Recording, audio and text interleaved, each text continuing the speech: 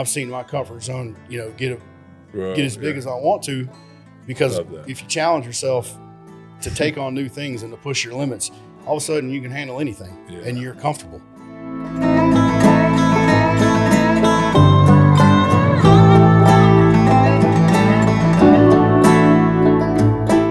Welcome back to the Cannonball Mindset, and I'm in Alabama, Birmingham, Alabama. I'm in Birmingham, right? Yes. Birmingham, Alabama, and I'm sitting with Mitchell Martin, who is the owner, founder, chief weed eating officer. We just talked about that, of one of the nation's largest home builders, and we just talked about the 129th largest home builder.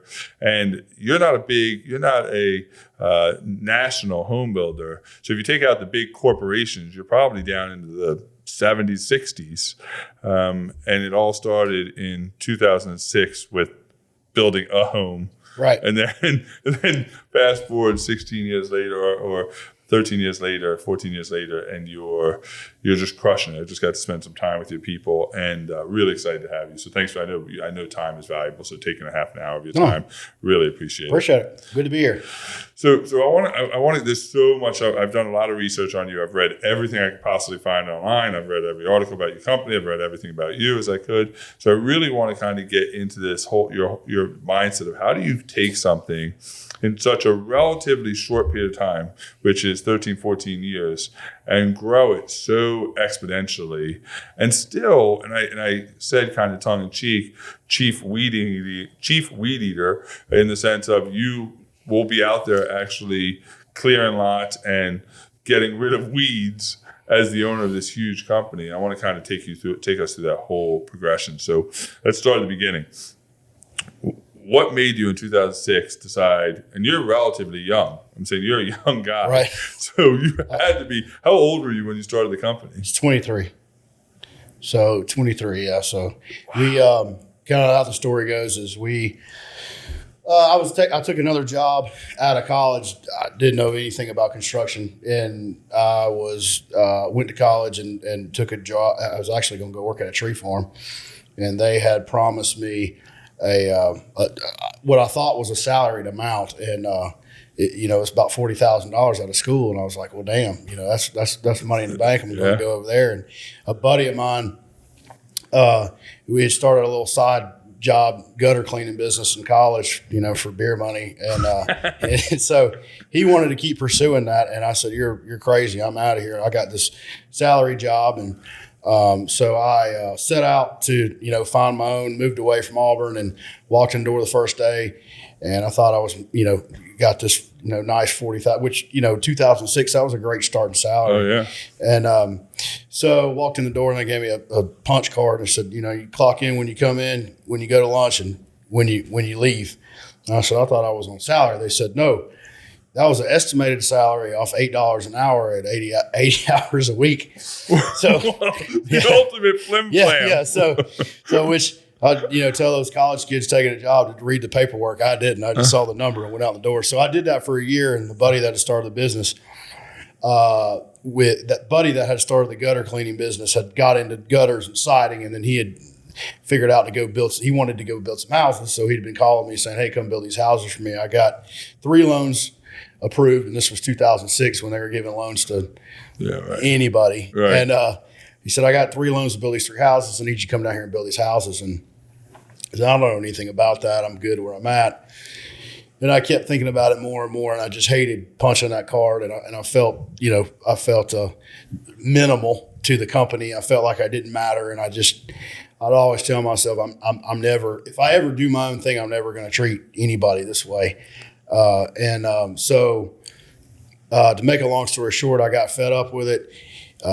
He kept calling me. He said, I'll give you $50,000 to come down here and build houses for me. So I said, well, that's an increase. And I can go back to college town and live. So, and ended up moving back there. And about 2 weeks into starting that, the dang market crashed. He calls me in. He's like, hey man, I'm about to go bankrupt. And I said, all right. So I just quit my job, moved. I literally got a truck, moved everything out. I didn't know anything about home building.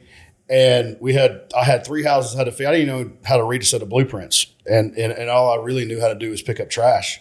Yeah. And so that goes to the weed eating thing, is right there I learned the importance of keeping your jobs clean. You can always do something on the job to make yourself be known and mattered. And we were picking up these trash. I noticed the subs appreciated it more. And that's the only thing I could bring to the table. I thought I was going to have a positive day.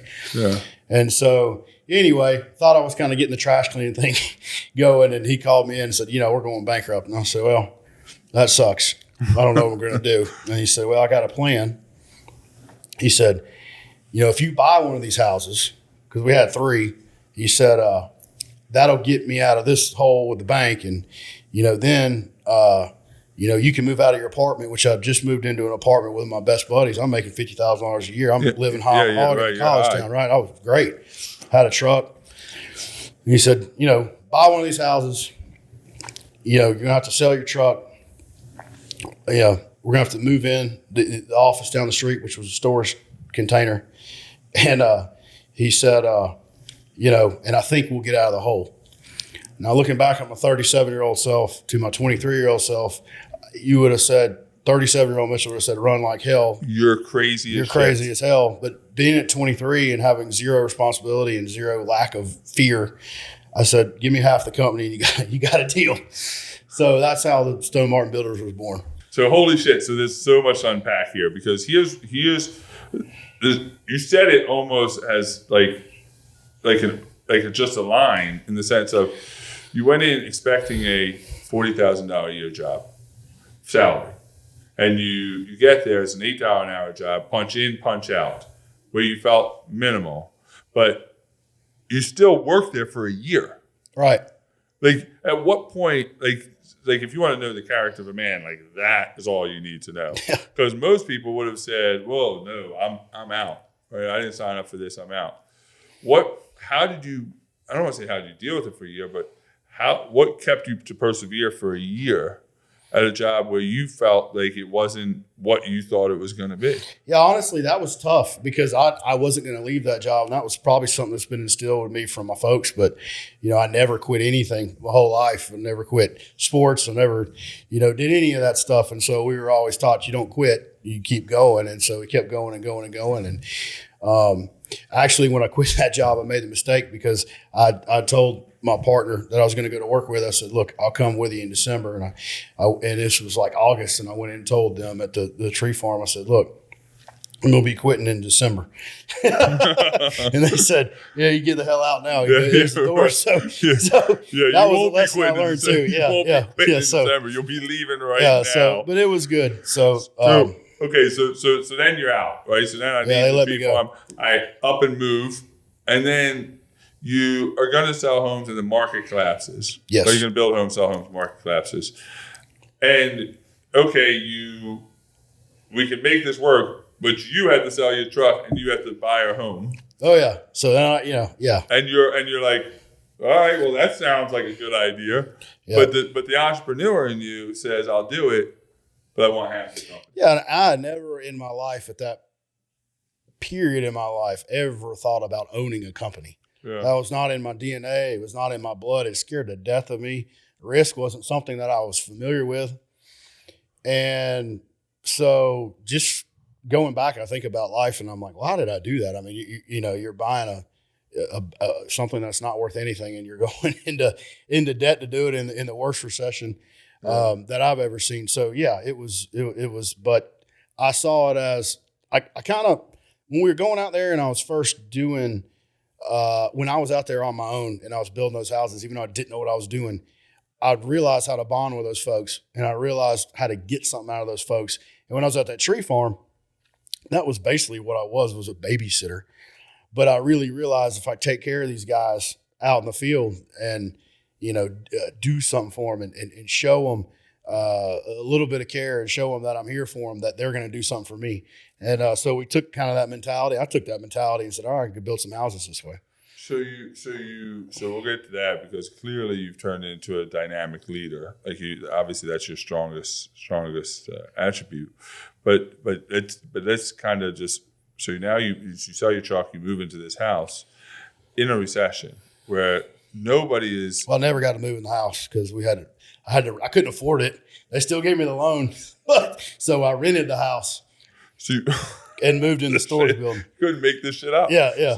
So you buy the house, but you can't move in the house. No, I now couldn't you afford rent it. the house No, right. because now you need the income, right? Well, I just needed to cover the mortgage. I couldn't even pay the mortgage. Yeah. That's how crazy a time that was. Is they gave me a loan for that house. I couldn't even pay the mortgage. Yeah. So then I was stuck with everybody else. Found a renter, and we moved into a storage unit together.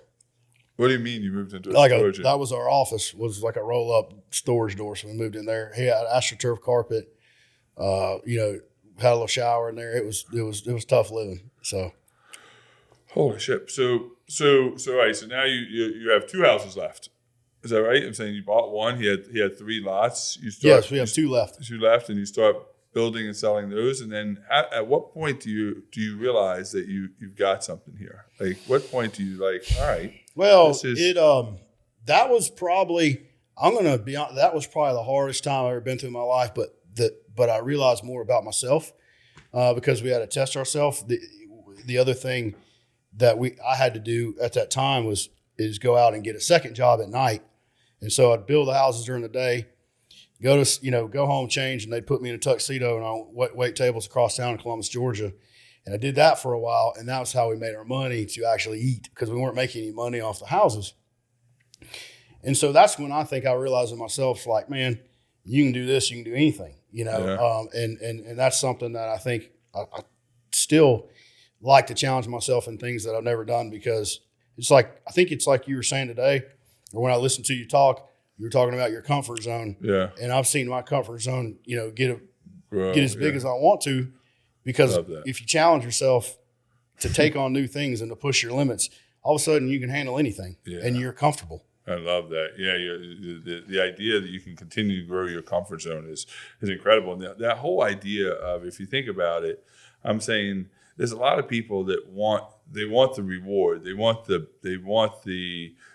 accolades, or they want the benefits, but they're not willing to do something during the day, sleep for a couple hours, then go wait tables at night. And it could be a lot of different. It could be their ego, it could be their desire. I'm saying, at what point, like, did you realize that about yourself and say, man, I'm a badass. Like, I don't mean that like in a self-centered kind of way, but where you're like, I want great things. I want a life of abundance, and I'm willing to actually sacrifice and do what I have to do to get there.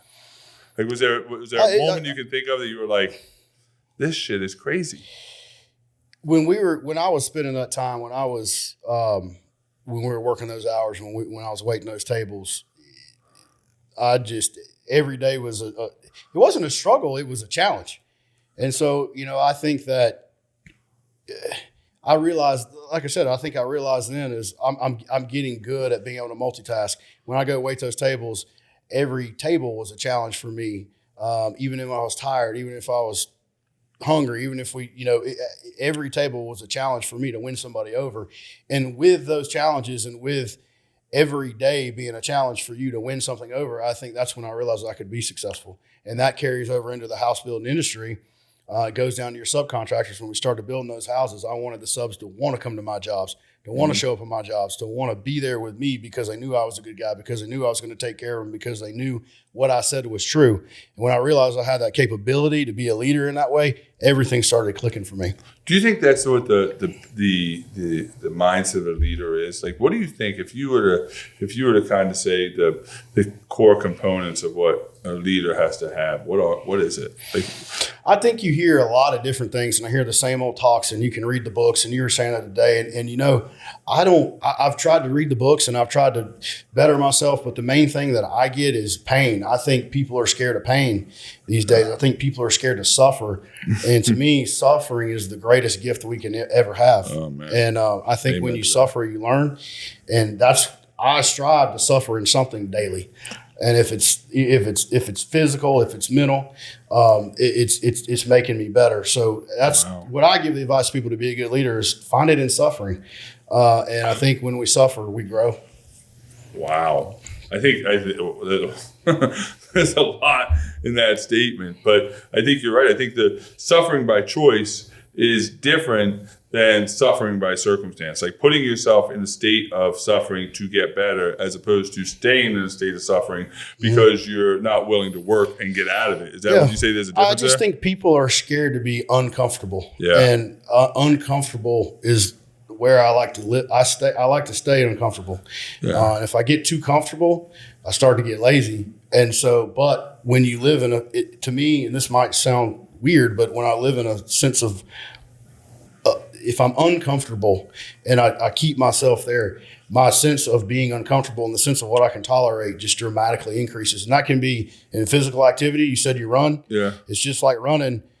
If you go out and run a mile this morning, tomorrow you go for 1.1. That's right. The next day you go for 1.2. The next day you go you don't just keep running a mile. You're going to get really good at running a mile. That's right. And I see so many people in the industry they get really comfortable making $100,000 and they think I'm good.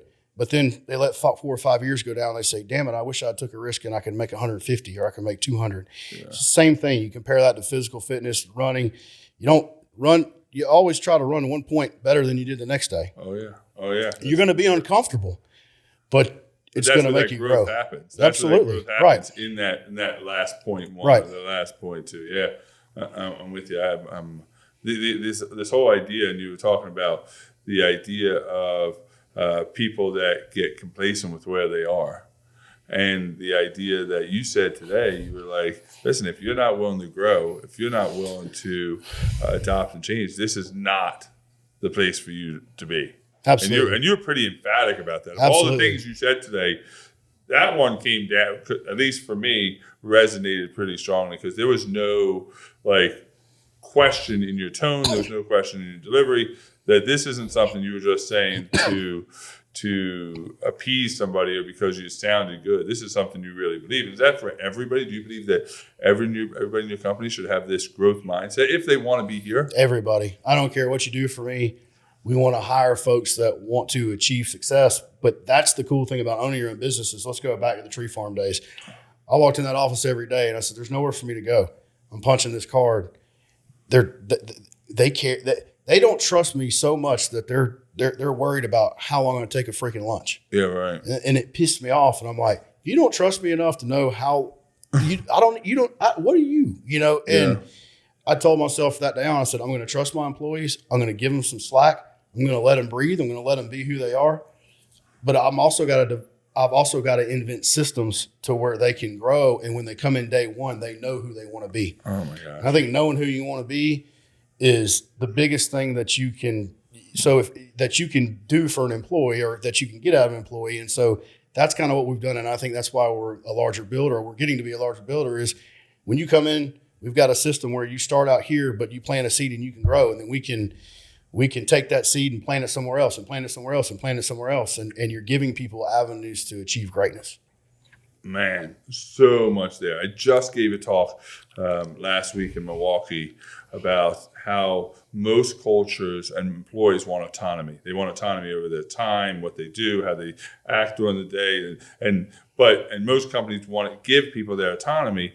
But giving somebody autonomy doesn't mean there's no accountability. There's autonomy with accountability. I'm going to give you slack. I'm going to give you bumpers to work within, but I'm going to hold you accountable to doing it. Right. Because if you don't, it's too easy for you to back off. So you're saying, hey, I'm going to give you the ability to grow. I'm going to give you the ability not to micromanage you or to make you punch a clock, but I am going to hold you accountable to being better every day. Absolutely. And I think when you do that to people, they treat your company like it's their own.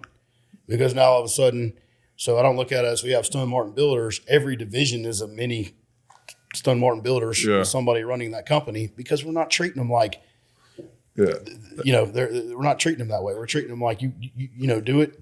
Right. Here's some freedom, but you're accountable. I love that. And I think that, do you think that's the driver of your success, is that you've got this idea, you've got this mentality, you have this mindset of everybody grows. And if everybody grows, then it's the growth of the company is it's a foregone conclusion, because if I get all the right people that are rowing in the same direction, that all want personal growth and professional growth, then I'm going to reap the benefits of it. Then the company's going to grow. Right. I mean, if you, let's say you if you got 10 guys and they go and work out and their goal is to put on 20 pounds of muscle mass and they come to the gym every day and they work out hard every day, they're going to gain 20 pounds of muscle mass. That's the same mentality our employees have. They're hungry for growth. They come to work every day because I feel like we're putting them in a position where they can see where they can go. Yeah. So they're coming and they're saying, I want to be that guy. I want to be this guy. And I want to be that guy. And I'm going to get there. And when that happens, we sell more houses. We make more money, and that allows me to provide those opportunities for them. Yeah. So all of a sudden we've made, X amount of profit. Well, guess what? Jeffrey's over here. He's been busting his ass for me for 2 years. I'm not going to take that profit, put it in my back pocket. I'm going to go reinvest it in the city, and I'm going to put him in another position where he can grow more, and he can teach 2 more guys that want to grow. Wow. Yeah, that's pretty remarkable insight for somebody who's 37 years old. I'm saying it's not like you're still, well, definitely in reference to me, you're young, but like where did you get, like, where do you think this leadership came from? Like, where do you think this, obviously you got it through 14 years of experience, but that's a pretty, there are CEOs of large companies that have been doing this for a lot longer than you that haven't grasped that yet. I don't know. I like, all I can tell you is I truly care about people. And I think if you truly care about people, you're going to do what you can to make them successful. And I think maybe that's what separates some people from others is there's people that say they care and there's people that truly care. And that's kind of what, we did this video today, Why You Work. And, if I can lay my head on my pillow every night and know I'm providing that guy an opportunity and I'm fulfilling his dream and he can grow with me, then, we've had a good day. Now, incredible. And the idea that you care isn't always rainbows and unicorns and sunshine. Like one of the things I heard about you today was, no, he's direct. He'll tell you if you're not living up to the best version of yourself. Like there's no confusion or ambiguity. There's no doubt. Like where you stand because he's going to tell you. So how do you balance that line between caring? Most people see caring as empathy. Like I'll show you a ton of empathy all the time, even if it's not needed. And but they struggle on the idea of being direct and giving this radical candor feedback that we talked about today. I'm saying, is that true that you are willing to give radical candor because you care? I think you have to have a good balance. So I think you have to be extremely supportive and understand what people are going through, but also they have to know that when you do give them that direct feedback that, hey, let me tell you, I don't think you're a good people person, or I don't think these guys are listening. They don't take it as an insult.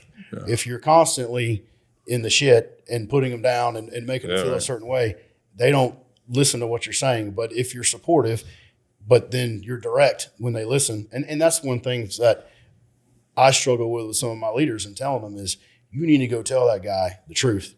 Yeah. You need to go tell him what you're telling me, because that's the only way he's going to get better. Because if I'm the only one going to tell him, I'm looking like the asshole and he's running to y'all and he doesn't believe me. Yeah. And so if we're going to be leaders, we all have to be unified in how we feel about leadership and what they need to do to get better. And sometimes it hurts. Sometimes it's embarrassing. If he's not going to react the way you want him to react, then maybe he's not the right guy. Yeah, they manage through you and say, well, do this because Mitchell said so. Or this is the way, rather than, no, do this because it's the right way to do it. And you're not living up to it. And that's really a skill. I'm saying, obviously, you're on this trajectory of really understanding that. But again, you're well beyond the 37-year-old's mindset when it comes to that kind of direct feedback and growth mindset, obviously, and it shows in the company you have. So let's fast forward. So you're now working out of a storage unit. You're renting the house you own. You sold your truck. This sounds like a bad country song. Yeah, it's pretty bad. It sounds like a country song, right? Like if you tell me next you lost your dog, like now I'm like sold. Like that'll be the end of it. So at what point do you start to get momentum? What point do you start to realize this home building thing is kind of catching on and we're selling some homes and we're growing this company? I'm assuming you still don't work as a waiter. No, I got to quit that. So you quit that. Got to quit that. At what point did you realize that there's something here? Basically, we got really lucky because what happened is when the recession hit, we didn't have mass amounts of debt like the other guys. So I didn't have anything. So I didn't have anything to lose. but I didn't have anything to gain really. So I didn't have anything. So what happened to us is when everybody started going under, what was left over was finished lots for 20 cents on the dollar and two dumb kids that, scrapped together some money to buy them. And so we were really all that was left.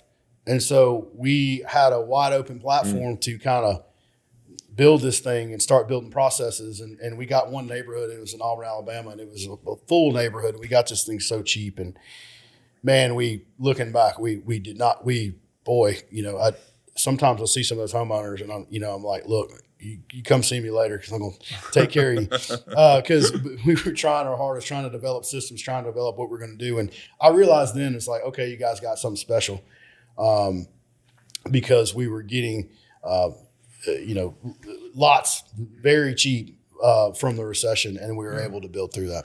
Are you a movie guy? I'd watch some. Yeah. So this Forrest Gump. Oh yeah, the whole idea of bubblegum shrimp, right? He's out there in the middle of the hurricane, and everybody else falling to the wayside. And he's the only shrimper left. That's exactly kind of what it was. There's these two kids that were like, "Well, let's go buy a lot or two, figure this thing out." That's exactly right. So do you think if you start your company in the height of the market, not the height of the recession, but the height of the market where everybody was selling, where literally a blind chimpanzee could have sold the house, do you think you still have the same success? Or do you think the fact that I'm a firm believer that starting in the toughest times and persevering sets you up for more success than starting when everything's good? I do too. I think about that a lot. And my honest conclusion is I think if you're in home building, I think I started at the right time. I do think you need a little bit of luck, but I also think if you're the right type of person, and I always tell my people that I don't care if I was picking up trash, if I was a cook at a restaurant, if I was a baseball player, if I was an attorney, I would want to be. If I was a trash guy, if I was picking up trash, there's got to be some award for picking up trash, and I'd bust my ass every day to pick up that award. And I think when you're that kind of person, good things happen to you and opportunities happen. Yeah. So maybe you're not the trash guy. Somebody notices you're a great trash guy and he calls you and says, "Why don't you come work at my company and get off that trash truck?" Yeah. And I think so many people don't understand that somebody's watching you all the time, and that relationships happen and situations happen because of who you are. And I think the better person you are, the harder you work, things happen for you. And so it doesn't have to be a home builder. It could be anything. And all of a sudden you're going to find yourself on this path that you didn't realize you were on. Why do you, I couldn't agree more. And why do you think that is? Why do you think that trash guy or maybe one of the servers that works in this hotel today? I was a dishwasher. I was a dishwasher at a large hotel. And I remember I was 18 years old, and we just finished, it was a big banquet hotel like this, and they had just finished a big event, like 800, 900 people. And it was probably 11 o'clock at night, with dirty dishes as far as the eye could see. And the server comes down and puts a tray of dirty dishes in front of me, and she's like, "Man, this sucks. You can't go home until all these dishes are done." I was like, "Nope." I said, "But it's okay. I'm going to run this hotel one day." And she looked at me, not with any disrespect or any, she wasn't trying to be rude or mean or put me down, but she's like, "What are you talking about? You're just a dishwasher." And it was like, that was a defining moment in my life. Like, wow. So why do you think it is that people don't value the platform they're on, regardless of that? Because you're right. Somebody's always watching. There's always I think people are always thinking there's something better, and we get but they're not. They don't realize that every day is better. Every day is an opportunity for something else to happen for you. And the really successful people, they realize that. They say, "Hey, I'm going to be a dishwasher. I'm going to wash some damn good dishes." And what happens is you wash those dishes good, somebody's taking notice. And if you're a really good waiter, I don't know if this, I'm sure this happens, but if you're a really good waiter, you know how many job offers those guys probably get? Oh, a lot. A ton. And so, yeah, you're good at, but so it's not your skill, it's your personality and who you are, I think, is what makes you successful. It's just like starting this company. I've thought about all the time. I knew nothing about home building. I didn't know how to read a damn set of plans. Well, why did Brian, my first partner, call me?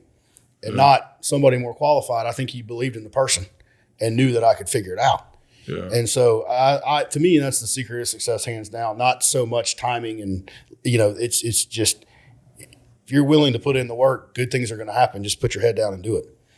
Wow. So at what point did you kind of make it through the recession You're cruising now. You got this great community. Your land, your maybe not land heavy, but you got a ton of lots that you bought at a discount, so you're profitable, extremely profitable, I'm assuming now. And at what point do you stop and do you go, this is pretty amazing? Like, you look at it and saying, you got, I don't even know how many employees, a lot of employees were in that room today, and I'm sure there was some that weren't even here. And did you just stop and be like, this is special. This is special. I step back and look at our culture, and I know our culture's special. And that to me is probably what I'm most proud of. Is I talk to other guys and I talk to other home builders, and I can just tell we're different. I can just tell our people are hungry and they're eager and they're energetic and they feed off each other. And I know that's special, but as far as stepping back, people get on to me a lot because I'm more looking forward. And maybe I need to take more time to realize what we've done and what we've accomplished. But, if our goal was 570, I'm more worried about what we're going to do next year, because nobody really cares what you did yesterday. Right. It's just like you said, oh, you're 129th in the 129th largest builder in the United States in 2019. Who the hell is going to look that up ever? Yeah, nobody. But they're going to pick up the magazine in 2020. And that's what I'm looking for is, okay, who am I going to be in 2020? Who am I going to be in 2021? Nobody cares who you were yesterday. They care who you were when you woke up today. And it's just that 1% better. Got to be better. Got to be better. And I think that's what drives me is, we have our sales meetings that are like, man, we hit our sales goal this month. And I'm like, well, we got to do, but it's not this month. It's January. December was there. Nobody cares about December. Yeah, that's over. All we care about is January. And I think it goes back to that being uncomfortable. And I think once you get that mindset and once you just really focus in on not focusing on that stuff, you really focus on goals and you really focus on putting your face forward and not going, hey, I'm a large builder and nobody cares. No, right. It's how can I grow? How can I get better? Yeah. I think that's fantastic. So what's next? So you said you look forward. What's on the horizon? Like, I know there's probably no end game in your concept. There's just constantly growth, but what's next? People ask me that all the time, and they say, where are you going to grow? What's your plan? What's your 5-year plan? What's your 10-year plan? And the best way I can answer that question is opportunities come hit me in the face every day. I take those opportunities. I dissect those opportunities. And if it's an opportunity I want to take and a risk I want to take, we're going to take it. That might be making a jump to, like we jumped to Huntsville and we built 200 houses there. That might be a huge jump, or it might be a small jump. It might be going to Columbus, Georgia or Harris County, Georgia, and trying to do 25 houses. I look at my people and I say, who do we have? Because I think growing within is the best tool you can ever have in a company. I've never been successful bringing other people in and making them, project managers or anything like that. They're best to start with me and grow with me. Why do you think that is? I think they feed off our culture, and I think they got to learn. I think coming in our system and how we build houses is a little different, I feel, than most people. We have a team setting. So we have a project manager, we have a superintendent, we have a foreman role, we have assistant, we have a field assistant role, and we got a warranty guy. Those guys are all in a community. And I think when you have that, you can only start off as a foreman with us, and you grow as a foreman. So starting off, those guys get hungry and want to be those guys. And I think that's what makes that happen. And so first time we look at growth, I say, okay, which one of my foremen have been with us for a while now, and who can grow, who can go out, who knows the system? Those are the first ones we take and promote and plan. So they know. So somebody comes in, they know they have opportunities in front of them. Absolutely, we tell them daily. That's awesome. A couple more questions, and I'll let you go. But so where do people? Let's say people that listen to this podcast. I don't know how many of them are going to live in Alabama or Georgia or the surrounding areas, right? But how do people connect with you? How do people follow you and your idea? Do you see yourself as a thought leader about leadership, or do you just see yourself as an entrepreneur who owns a home building company? Because you don't sound like somebody who owns a home building company. You sound like somebody who gives seminars and talks about leadership. The only person I've ever known is the guy that owns the home building company. So I spend probably 90% of my waking time on the home building side and with my employees. So I love to motivate my people. I love to spend time with them. I love to, to figure out who they are, where they come from, what can you do better. And I think everybody's different. Everybody's got different motivations. Everybody's got different personalities. Everybody comes from different backgrounds. Everybody has different upbringings. And when we know that and we can home in on those skills, you got a powerful tool. And so I like to use that motivational stuff for the home building guys because it allows me to grow them and to make them better folks. Yeah. Well, listen, I'm telling you, if you're listening to this, just follow Stone Martin Builders and you'll see what he's talking about. But the idea of some of the stuff that's coming out of your mouth is well beyond what you normally hear from home builders. All right. So make sure you follow Stone Martin Builders. Look this guy up. It's incredible. So last question. So you're young. So let's say 60 years from now, 65 years from now, when you leave this earth, when you pass on, what do you want your contribution to have been? I want everybody to know that I never quit trying.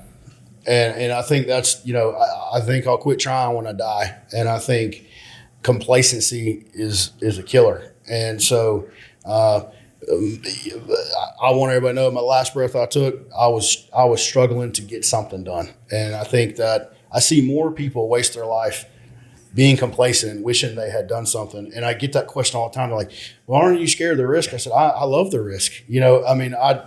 I'll go sleep in a tent tomorrow and start this thing over. Right? You can't be scared of what you're going to lose. I see so many people looking back and wishing that they had took more risk and wondering what could have been. And for me, I can say that with a clear conscience that I gave it my best. And I think when you give it your best and you struggle and you learn to keep struggling, you can. That would be the best legacy I could leave anybody. Damn, that shit was good. All right, listen. Make sure you follow this guy. Incredible. Something tells me that you'll see a book coming out with his name on it at some point. So Mitchell Martin, Stone Martin Builders, I appreciate your time. Thank you. Awesome time.